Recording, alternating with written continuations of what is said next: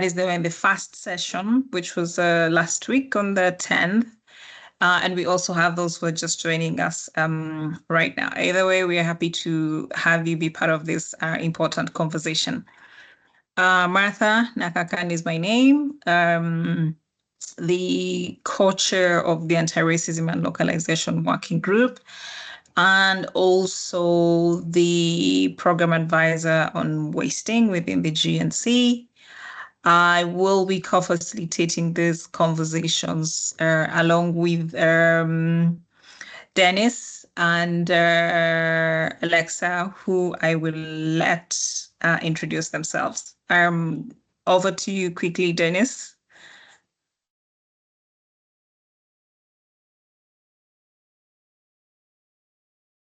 Or Alexa, whoever is ready.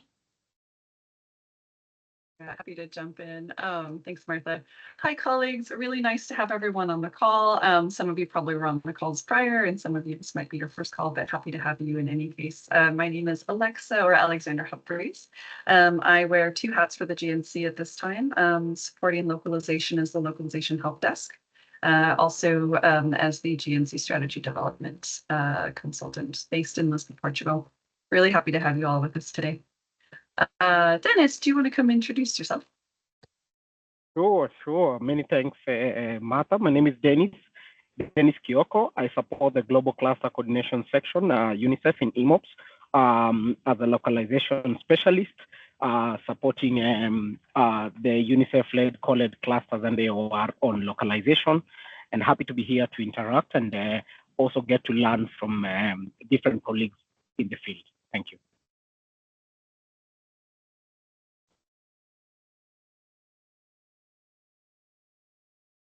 All right, back over to you, Martha, to get us kicked off.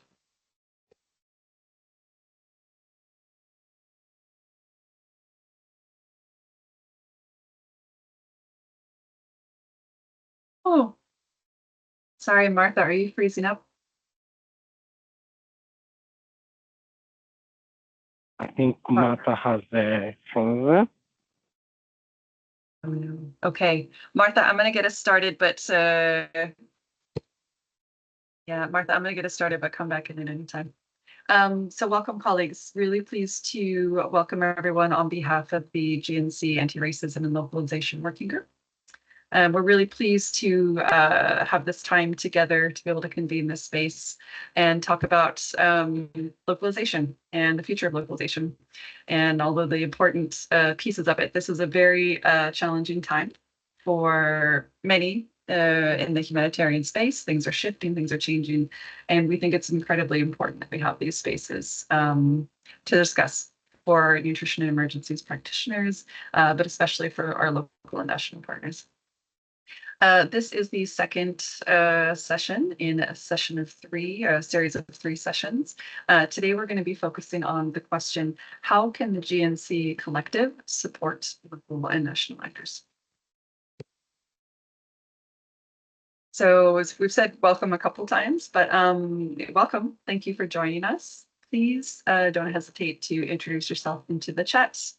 And especially if you represent a local or national actor, so local or national organization or government agency, please tell us something about your organization or agency.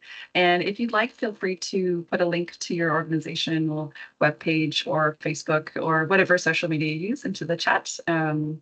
Would be great to be able to explore more about your organization.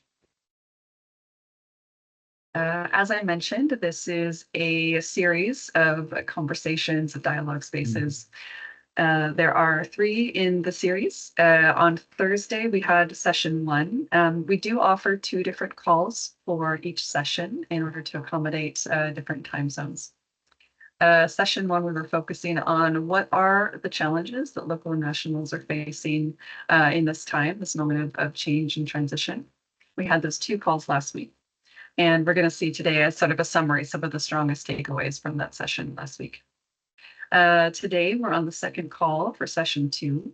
And today we're focusing on how can the GNC collective support national actors? How can all of the different actors that are working in nutrition support local and national actors?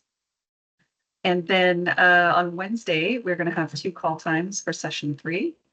This session is very forward-looking. We'll be very forward-looking, looking at the future of localization and locally led action from the perspective of local and national actors.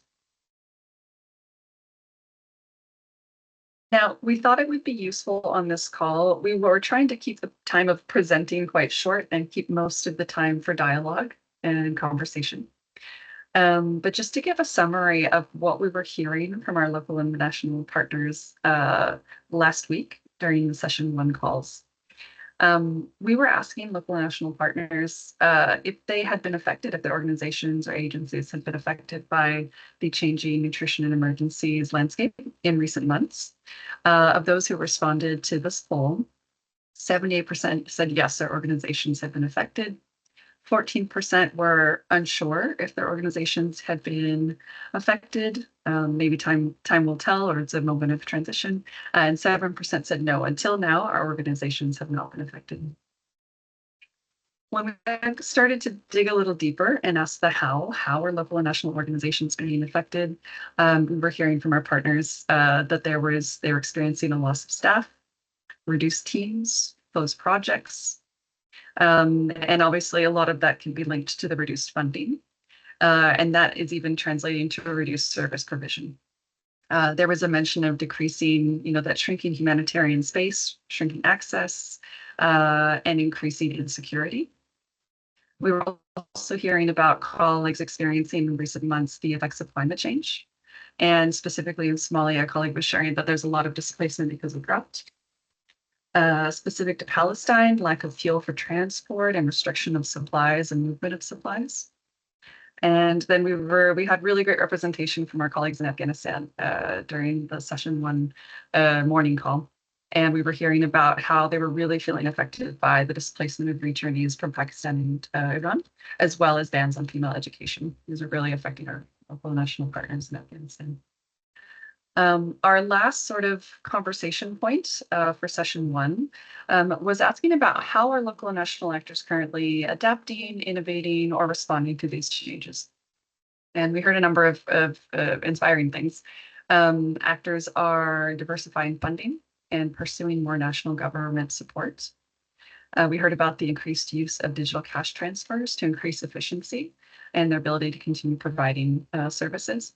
But we also heard about organizations that traditionally hadn't worked in like direct service provision, really stepping into that role and having to step up as things are shifting.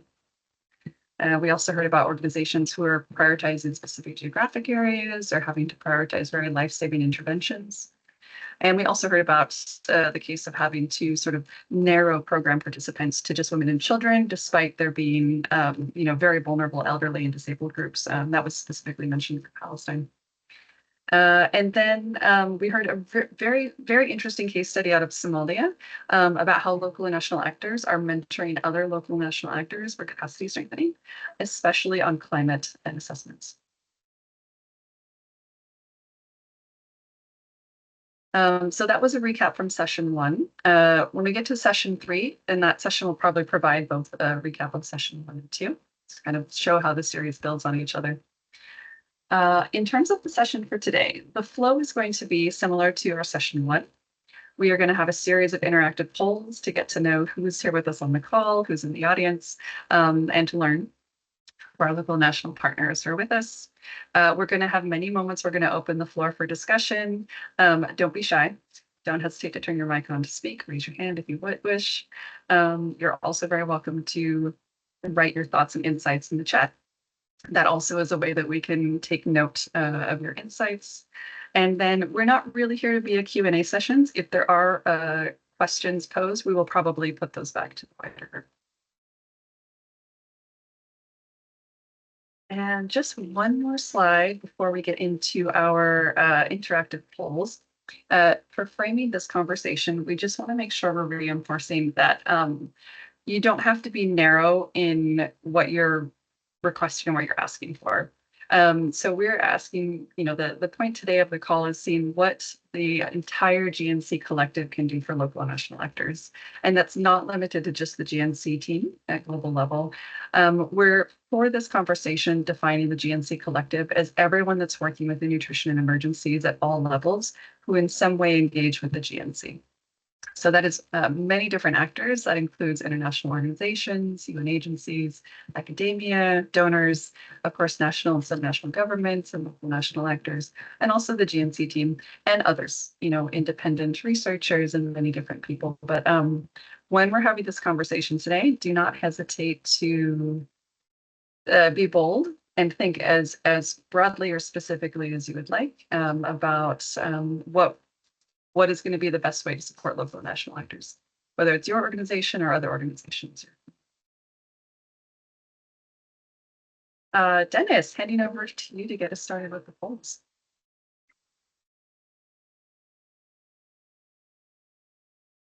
Thanks, Alexa. Probably maybe you can explain how the participants are gonna fill the polls before I jump into the respective questions. Thanks. Yeah, thanks for the reminder, Dennis. Absolutely. So colleagues, just to say that for the poll, we're going to be using mentimeter.com. I'm going to put the link in the chat. You're just going to go to menti.com, menti.com. You can do this from either your phone or from your computer. You're just going to go to menti.com, and then we have a unique code 66944640. If you go to menti.com and you enter this code at the top of the screen, this will take you through all the polls that we're going to be doing today. So definitely try to use menti.com. It makes it more interactive. We get to see the results as they come in live. But if you have any challenges using menti.com, don't hesitate to also put your thoughts or suggestions or responses into the chat. That's fine as well. Okay. Dennis, did I miss anything or did that sound okay? Thanks. Thanks, Alexa. And I see that individuals have started responding. Apologies, I've tried to put on my camera. Seems technical challenges. So the first question is, what kind of organization or agency do you represent? Local or national organization, I see 17%. So far, we have 6 responses out of 36. So fairly very low. We are at 5%. We are hoping that in the next 1 minute, we will be at 90%. I see, yes, we are now at 30. We are now at 9 responses so far. Just to mention for those of us who are joining, we are responding to the question. You use the Mentimeter. Probably maybe Alexa, you can send the Mentimeter link who have just joined. Thanks, colleagues. We are now at 30% responses.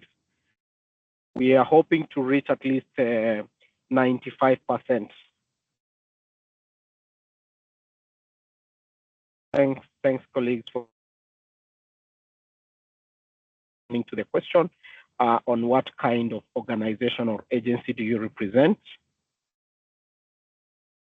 We will be patient once again and add 1 extra minute.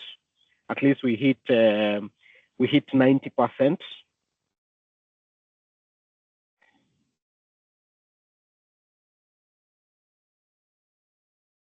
I hope everyone is able to use Mentimeter.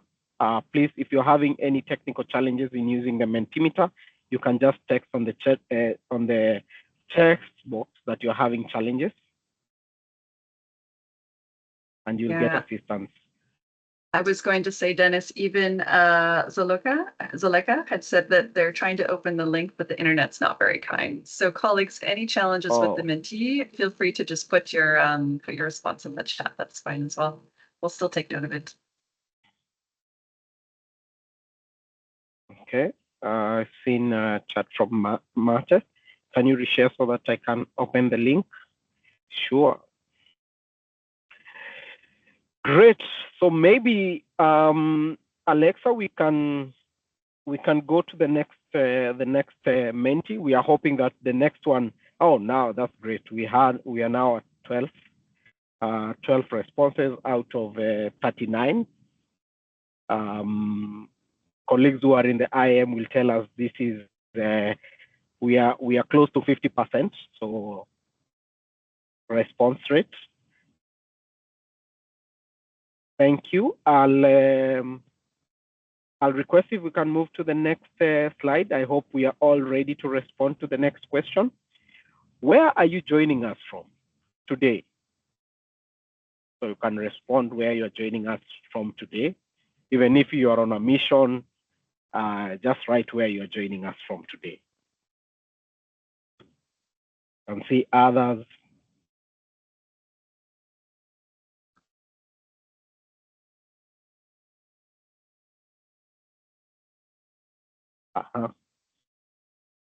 Seems like others is more responses are coming from others. I see also East and Southern Africa.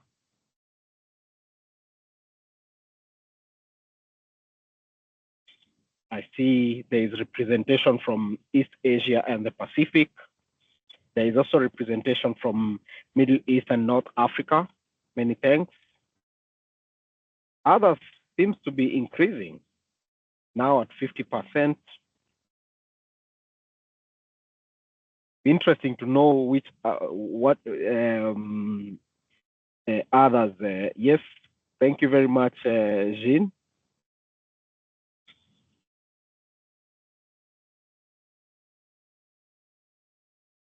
Others is now at 46%. Thank you very much, Grace. National NGO from Somalia. Response rate has increased by 1. The previous poll, we had 12 responses. Now we have 13 responses. We are doing well. At least there is an improvement. And we're looking forward to, and we can also see some other responses in the chat box. So we appreciate the improvement. Now we are at 15. This is great. We'll give ourselves 1 minute, and then we'll proceed to the next question. Apologies once again. I would really have loved to put my video on, but I'm having challenges with my camera. Latin America and Caribbean seems like today we don't have a representative.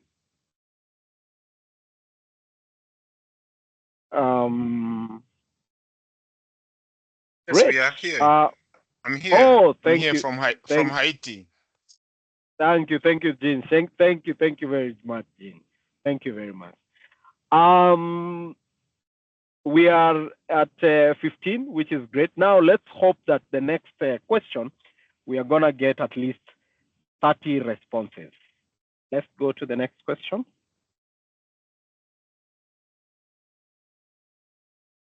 Did you join either our session 1 calls last week? So last week we had, the introductory sessions, which were very well facilitated by Alexa and Martha. And we just were asking if you were able to join our previous session. I see 2 responses, no. 3 responses, yes. And for those of us who are saying yes, you can just write what is the one thing that excited you during that session. I see 6 responses. Jean, you really missed, so at least you will get some. There are some lessons that we all learned, and Alexa has been able to share some of the findings from our discussions. It will also be great just to hear from other colleagues on what really excited you in our previous call last week. We are now at 14. I'm banking on all of us at least to hit 30 before I hand over the program. So this is my climax. This is my climax.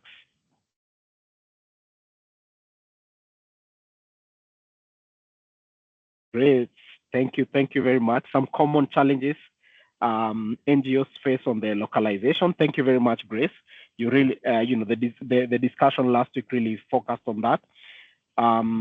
Thank you very much, Kain. You're requesting if there's a recording from last week or slides. Would love to have it. Thank you very much. This is noted. Many thanks, colleagues. I see that at least we've ended up on a draw that is 7 yes, 7 no. And we look forward to continuing to engage with you and find a common solution to the NIE landscape in our current endeavors. Many thanks, and I hand it over back to Alexa. Thank you. Great. Thank you so much, Dennis. Before we get into our next question, it's the first open question and opportunity for discussion and dialogue. Martha, were you able to reconnect with us? I think I saw you come in. Yes, I have. Okay, Thank you. since Martha, I took over the intro from you. Would you like to do the next polls? The two next polls? Well, sure, just go ahead. I'm not sure where we're heading to, but or we sure. can do them together. We can do them together. Yes, great. So colleagues, this is the first poll. We're going to ask only our local and national partners to complete this one. So if you work for or represent a local or national organization in a humanitarian setting, or a local national government or a government agency or department in a humanitarian setting that you work for, this is a poll for you to complete. So local and national partners only. Our first question, we're going to have a question after this, but this question is, session one, we focused on challenges, and we saw a quick summary of some of the challenges that local national partners were telling us about. So this question is, what support, or are you accessing support that is helping you to address some of these challenges? If so, what kind of support are you currently accessing? And the next question we're going to be looking, sort of the next step to that. But we would love to hear from our local and national partners if there is any support that you are currently accessing that is helping you to address some of these challenges that are being faced.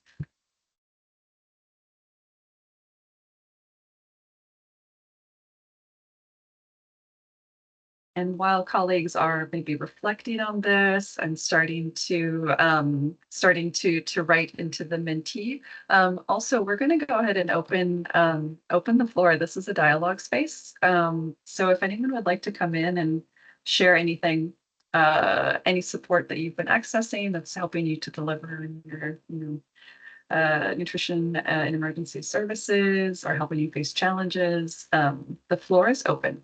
So local and national actors, if anyone would like to come in and speak, you're very welcome.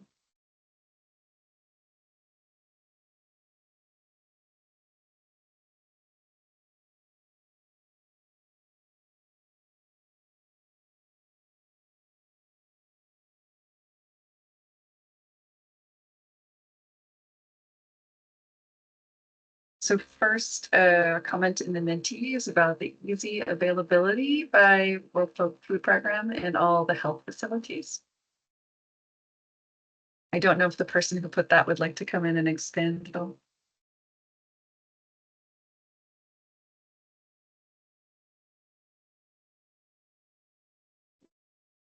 Okay, I want to go, and this is Grace. Hi, Grace. Please come in.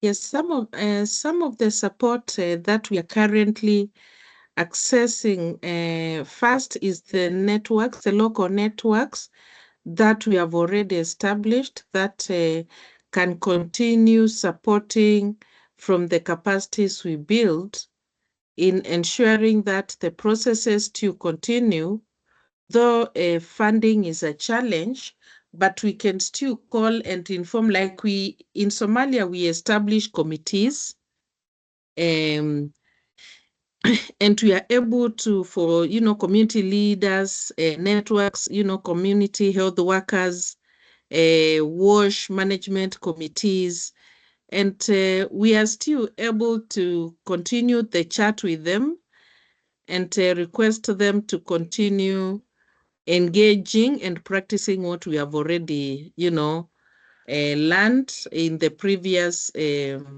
interventions. and continue implementing, and they take the role of overseeing the projects that we have already established within the community.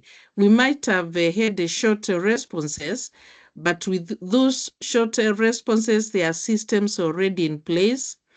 Though we see the challenges, of course, that they're experiencing, but we know we have the support systems within the communities that we can easily refer to, engage in dialogue, and think of alternative ways of support. Thank you. Grace, thank you so much for reinforcing that even that we have these existing support systems in the communities, and those are also something we can rely on in times of challenges. Thank you so much for adding that. Someone mentioned, someone had mentioned in the Mentee that there was an ECHO or EU supported project that one of the organizations is leveraging to helps with support to continue what they're doing. Thank you so much for mentioning that. Also by coordinating with the government entities. Oh, yes, please come in.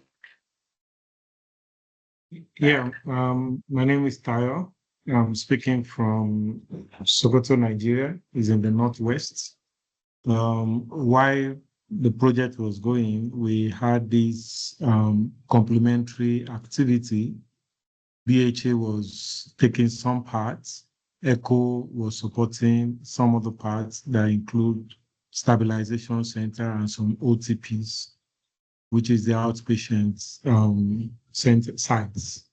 But at the stop of work, we were able to leverage on what some of the activities going on through the ECHO intervention, complementing it so that there wouldn't be total shutdown. Fortunately, at one point, ACF also had opportunity for buffer stock for IUTF, so we got some from there, and we're still able to provide some support to the people. Thank you.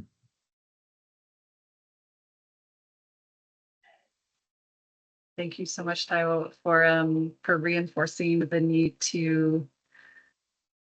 I mean, it sounds like a real collaborative effort to find the ways to keep the support going, and working with different partners and strengthening those partnerships.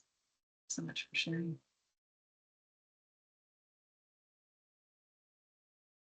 And then I see, there was the last one in the Mentee by coordinating with government entities and community acceptance and knowledge. So the importance of that support from government as well as the community. This is kind of reinforcing what you were saying as well, Grace, about community and community systems.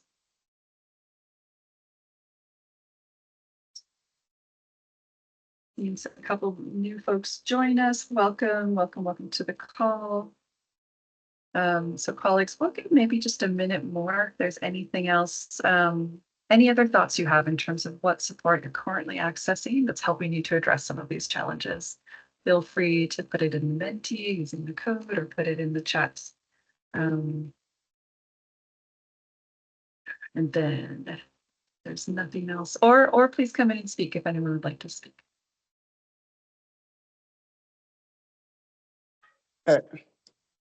Yes, for sure. This is Ahmed from Somalia. One important aspect that the local organization has is the community acceptance and also the willingness to reach the hard to reach areas, therefore which allows them, the local organization, to reach in far most and underserved areas that allow which has a lot of malnutrition cases rather than the town which maybe the national or the UN organization may access. That's one important that the local organization have. But the one challenge we have as a local or the national organization is that the capacity, especially the funds constraints that are affecting most of the areas which is experiencing the security challenges on the other routes and floods. Those are main aid or inputs. Thank you very much.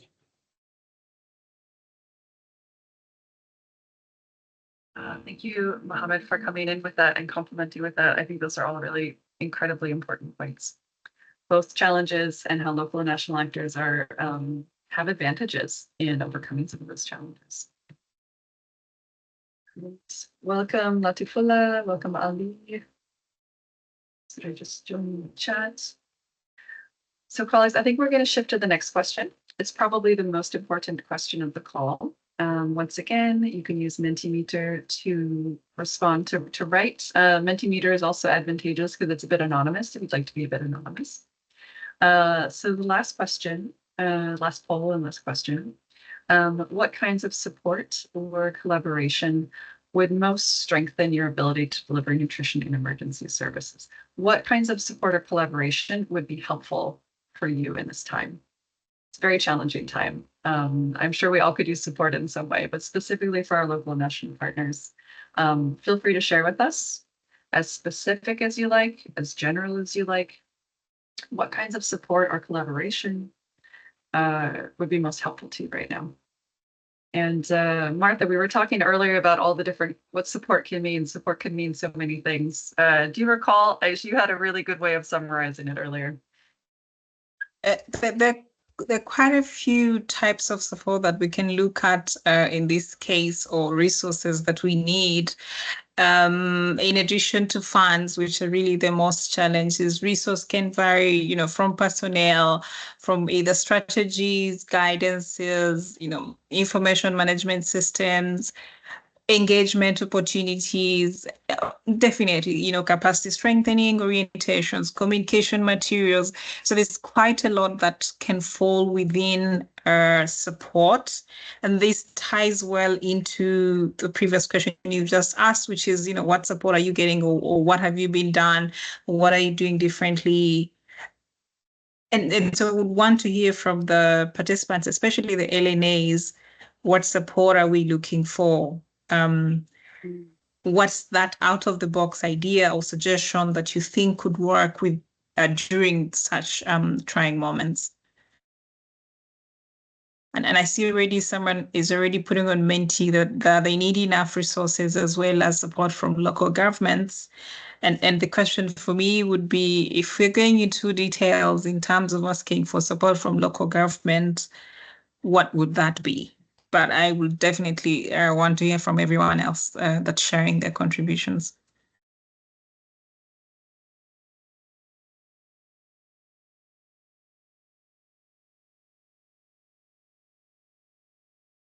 And there is already a very beautiful and second suggestion that's talking about joint ideation for locally led solutions and resources. And just out of curious, thank you for sharing. Would this be joint ideation between LNAs, amongst LNAs, including the government, or are we looking at it, in sort of a vertical space or a horizontal space? Are we looking at ideation between NGOs and the local and national actors, or amongst local and national actors themselves? But great. We need to have joint ideas to try and move forward. Please do keep them coming. Alexa shared the code. Just join the menti.com and keep those conversations coming. There is leveraging resources from the private sector. Someone talks about NIE being technically supported by the host country, and supporting from refugees, especially in camp settings. Yeah, it's quite interesting points. Let's keep them coming.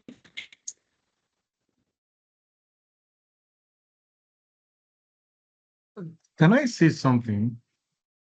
Yes, please. Of course. Oh, okay. So, when we look at ourselves as local organization, there are different layers of support, especially at a time like this, and when we look at the needs in our community.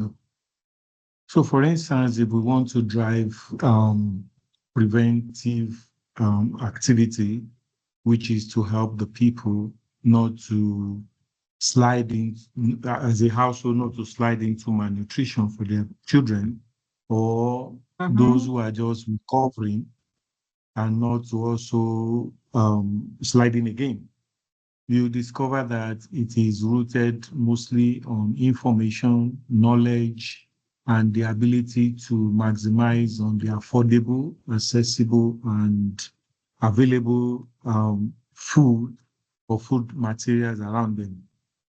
So what we may need most often are either softwares of IC materials that are locally adaptable in terms of that can give some pictures. Because if we don't want to go to, if we are already handicapped by the lack of resources and support from the traditional donors, as we know USAID to be, then we will need to look at what are the method we could deploy. Pictorial, IEC material, information and educative materials that the people can hear and follow, or how to maximize the media to the limited space we have it, so that those who are where I stay and the areas I work, those who are able to listen to radio, or to empower the women as lead mothers who could in turn in their communities do many things. And we only provide once in a while support to them. Where the most challenge is in the treatment and care, where you need major commodities, where there are complications. And I think that perhaps some of the INGO who are now a bit limited due to lack of resources, possible that wherever they are, maybe some has their headquarters in Washington or any other country of the world, they may further adopt local organizations who are into similar things and perhaps provide them some of the support that would have been used if they were on ground, so that we could in turn do this and maybe also exploit virtual capacity building sessions that will continually strengthen us in terms of skills and ability to deliver in our communities. So these are just areas we could that could be looked into as part of a comprehensive support that will come around. We are trying to do the best we can. We're trying to use the resources we have available as we can, but we also know that there are some things that are limited. Sometimes these the INGOs, which is the international organization, the UN bodies, has resource platforms that can open up or can be opened up better that could be available to local organizations. Thank you, and over. I hope I didn't speak too long. Thank you. No, thank you, Ty. Go on, Alexa. No, just to say what you were saying, that was really great. Thank you for the examples and the great ideas.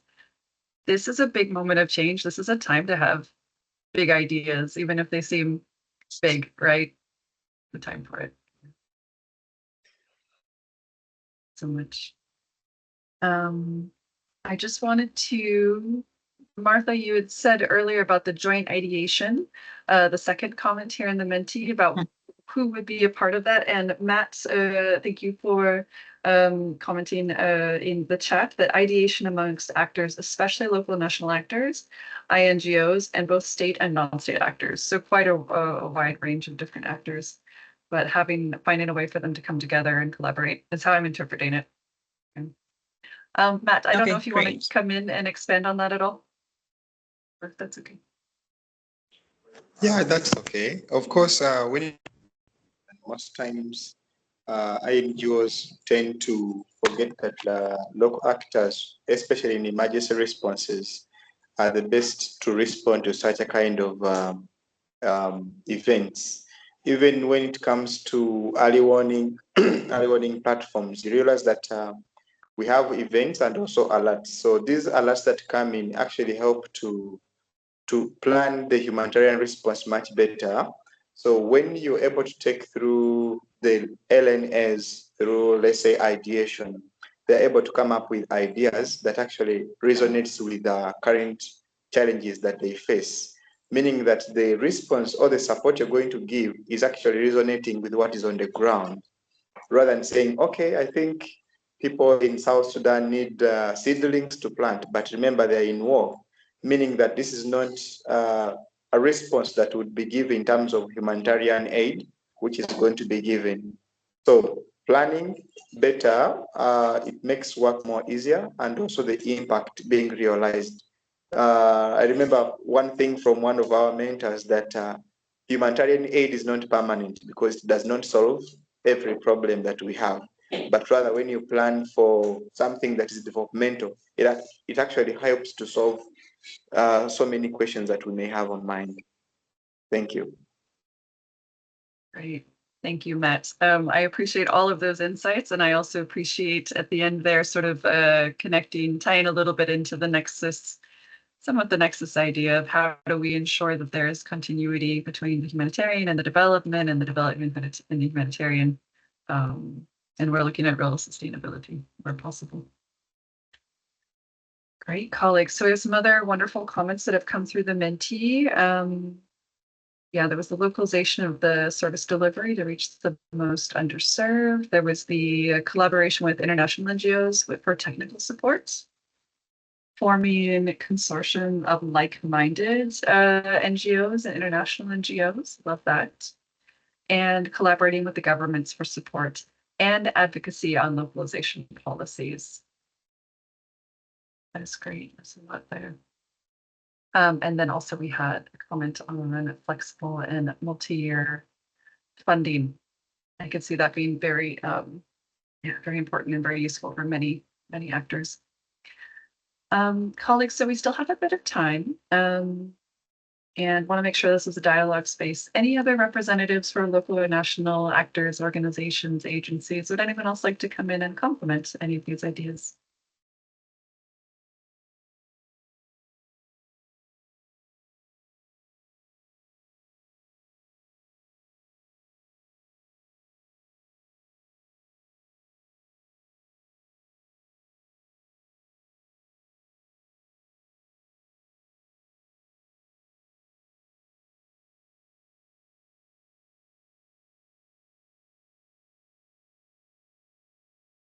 If not, no problem.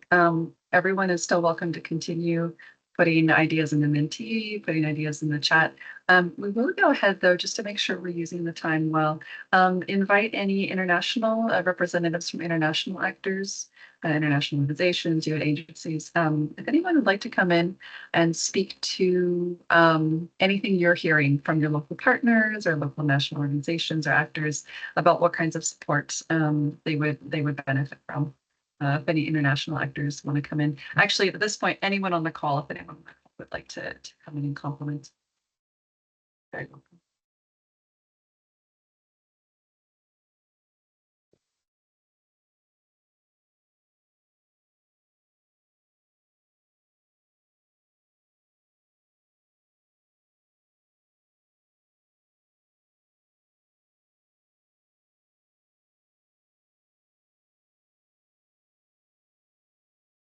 Raise your hand, Alexa from Butana. Please go ahead.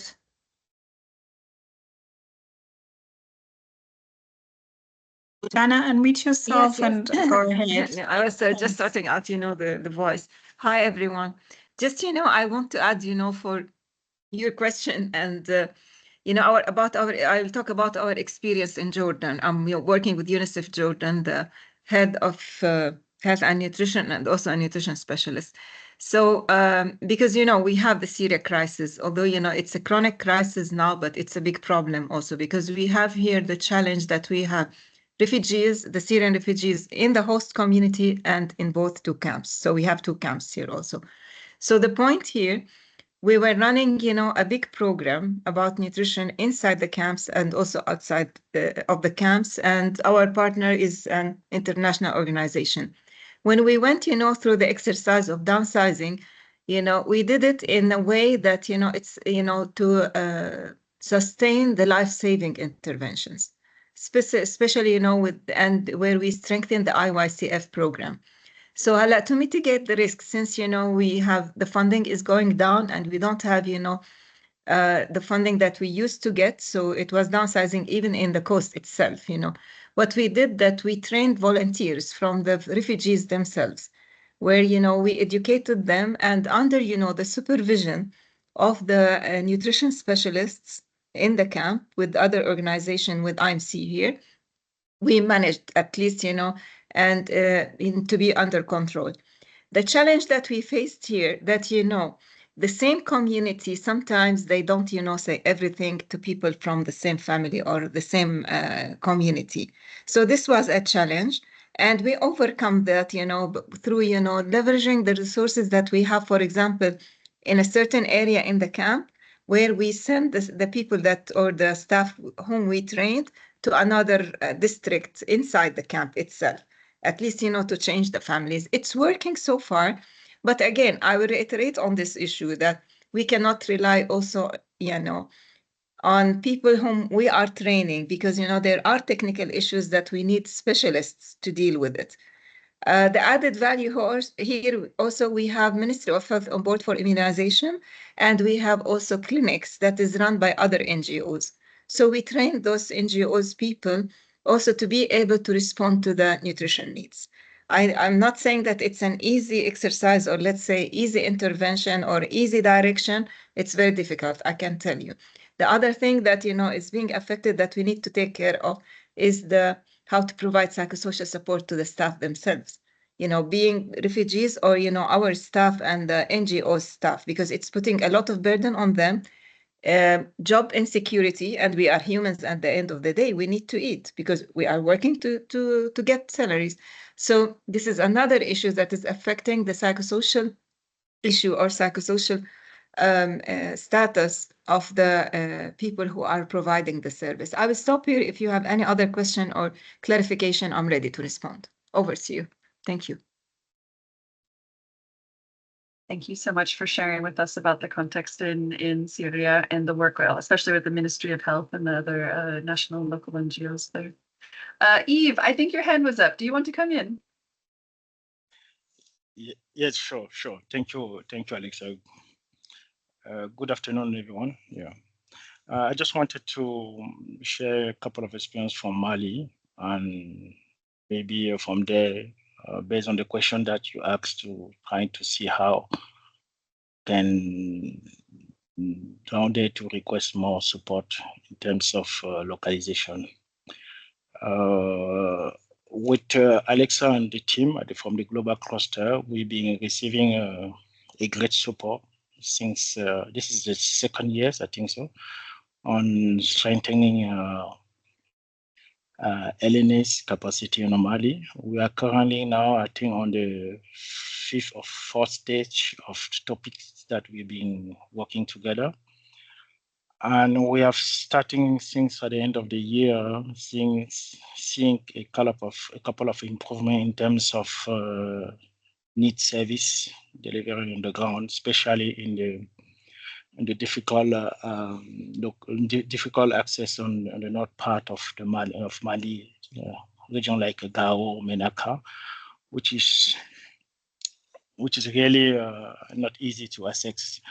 With UNICEF lead and the different UNICEF cluster, we developed a localization strategic, access the localization strategy for access, and in that localization strategy we decide to work with NGOs, LNS, and by the end of the year we're seeing NOs that was support by the nutrition cluster doing a great job on the ground.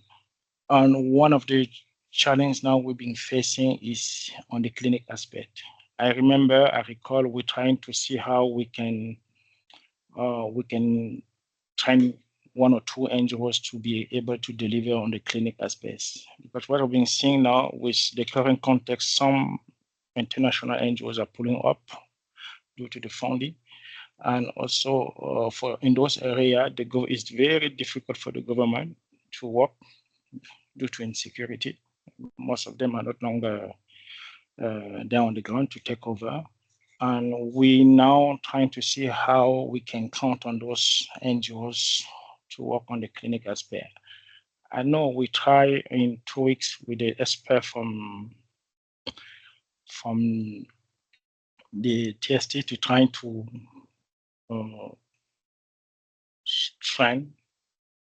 strengthening a capacity of one NGOs on the clinic. But from what we have seen here together with UNICEF colleague, we think that we still have to work on that. Currently, there are 3 NGOs who we believe that if we really work with them, they will be able to deliver a clinic service. So I think that's all for us, and that's currently the most need that we have for the coming months and years. If we could look at it, maybe not here, maybe can discuss on the different forum. Alexa, actually. Over to you. Thank you so much. Thank you so much. And thank you for, I think you brought up an important point, which is also that local and national actors are all different and they have different strengths and weaknesses. That's great that you've identified 3, it sounds like, that would be good candidates for supporting more on the clinical side of this. But definitely reach out to us, and we're happy to provide technical support as much as possible on the GNC side. I saw there was another hand up. I think it was Zuleika. I'm sorry if I did not pronounce your name correctly. Did you still want to come in? I think your hand was up earlier. Thank you so much, Alexandra. Assalamu alaikum, everyone. This is Zuleika, Localization Manager, Save the Children, Afghanistan. So, in fact, I also wanted to add a few points and regarding the opportunities.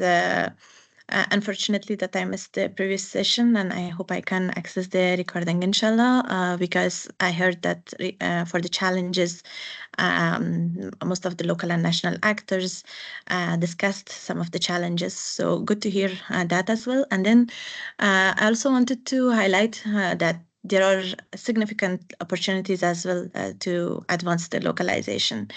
And then especially like for Afghanistan, as the approach that we have as Save the Children, like right now we have our roadmap, and then the areas that we need to work with the local and national actors, the need that they have. So definitely we will start with tailored like trainings, sessions to provide like capacity strengthening. And as well as the first thing for me is to understand the need on the ground. So as I mentioned, the opportunities, particularly in nutrition sector, we see a lot of opportunities. And then for local organizations, because they are often the first responders and they understand the context very well. Community can respect or trust them.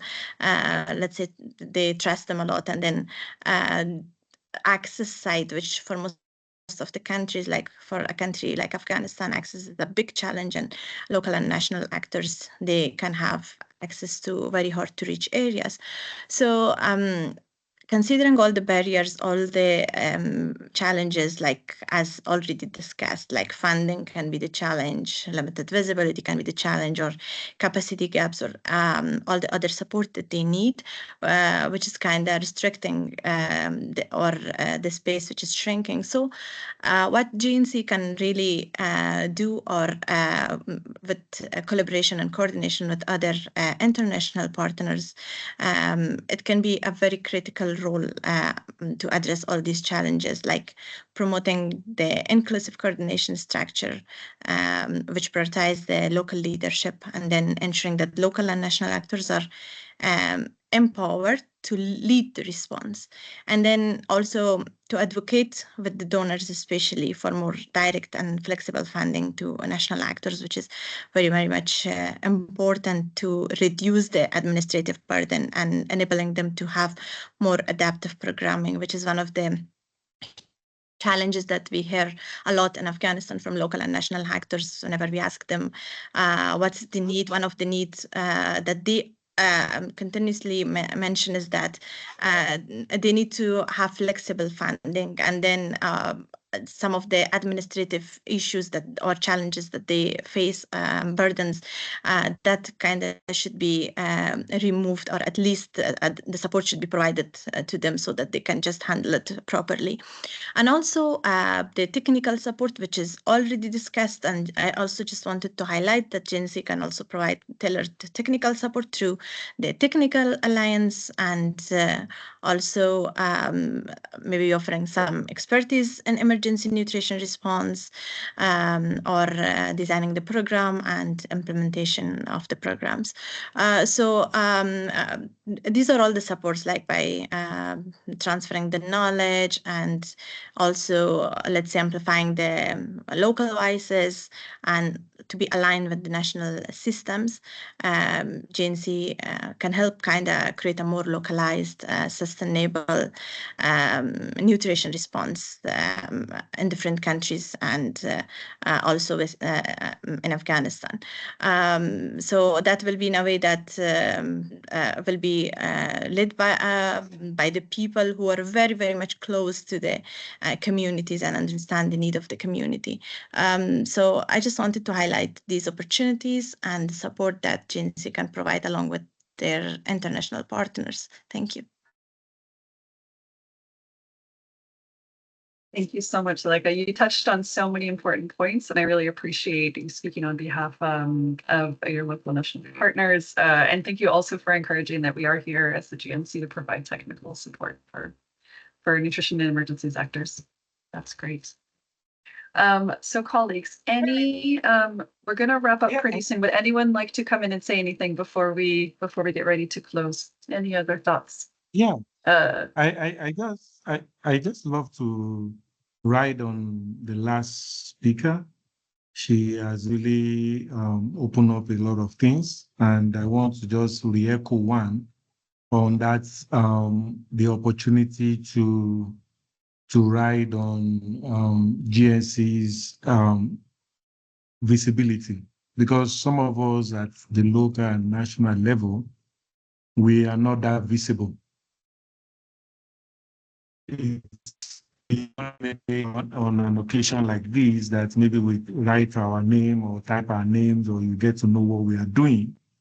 But GNC has such visibility that it's possible to leverage on it. So it's also very much possible that you could have a directory of local organizations that you could interact with, get to know what they are doing better, and maybe get to know and be sure of their systems, their existence, and then you all give them that visibility that they may require, so that the work they do and the people they serve will not go into extinction.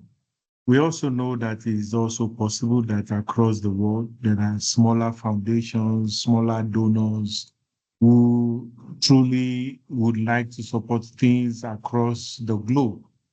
And you will be also able to direct them and let them know what is available in any part of the country. I may be selfish to call my country, but I don't want to be that selfish, or else I would have said in Africa, Nigeria as a whole, northern part of Nigeria, where insurgency and different humanitarian situation exists. So you could cover that. And then the last one is to serve as in trusts, which means that donor or smaller donor may want to give you the fund on our behalf. And then you will be able to say that, okay, you will supervise, you will support, and provide the needed technical requirements for these local organizations to access this fund. And this could also go a long way to help many of us in our dear situation. Thank you. I just have to thank you for the important points that you raised, the incredible ideas. Everything that everyone is saying on these calls, we are documenting. We are going to summarize and we are going to share. And some of these things, you're giving us very good actionable things for us to take to the GNC. Some of the things are very actionable for donors and other actors in the collective. So I just really appreciate everything that you're sharing with us, and all the ideas and the good inspiration. Cookie, I see your hand is up. Please come in. Yeah, good afternoon, good evening, colleagues. Koki Charlo here, Nutrition Cluster Coordinator in Afghanistan. I really appreciate the comments that colleagues are making, and maybe I just want to be cognizant of some of the funding that can be very flexible in country. And for example, in Afghanistan, what OCHA has done has increasingly made the Afghanistan Humanitarian Fund more flexible and considerable to the local or national partners. And I'm also thinking, I always like the idea of consortium because it's not only sharing resources, but also a lot of mentorship, which can be very expansive, both technically, but also growing local NGOs, especially areas where maybe it's where they find limitations getting direct funding. And so this mentorship can be beyond technical. And I'm thinking there's one of the setting, I can't recall whether it's Yemen or Syria, where we would ask some of very strong INGOs that could you find space to have a consortium and have few NGOs that you can work with? And sometimes there's hesitance because maybe the HQ is not feeling comfortable because of, again, it's past money that they're getting from donors and they're accountable. So probably in the platforms where both the GNC, but also the clusters we're engaging with donors at the national level is to really open up this space so that money being passed on to INGOs, asking whether there's some condition that can be put to it. I've seen that with sub-funding, I've seen that with HA funding. So why not donors open it up, even small numbers at a time? Then that way, because this consortium then is forging mentorship just beyond technical to, making the local NGOs qualify for some of these direct funding that colleagues have talked about. Thank you. Fantastic. Thank you, Cookie, for your wonderful advocacy and all really great points and well noted. In agreement with you in the chat. So colleagues, I think we are going to wrap up. I realize that we're past the hour. If you were not able to come in and you had other ideas or suggestions or things that you think are important pieces of support, either for you as a local and national active representative or any of the allies, please don't hesitate to contact us. We're going to be taking everything that we're hearing and we want to put everything into a concise report and then share that as a common good. So just to wrap up, just wanted to say thank you so much for being here on behalf of the GNC Anti-Racism Localization Working Group. We have 2 more calls happening, the end of the series, the last calls of the series on Wednesday. Yeah, we're listening to everything you're saying and recording it diligently and looking for how it can inform the GNC and the wider humanitarian sector. Martha or Dennis, anything you'd like to say to wrap us up before we close?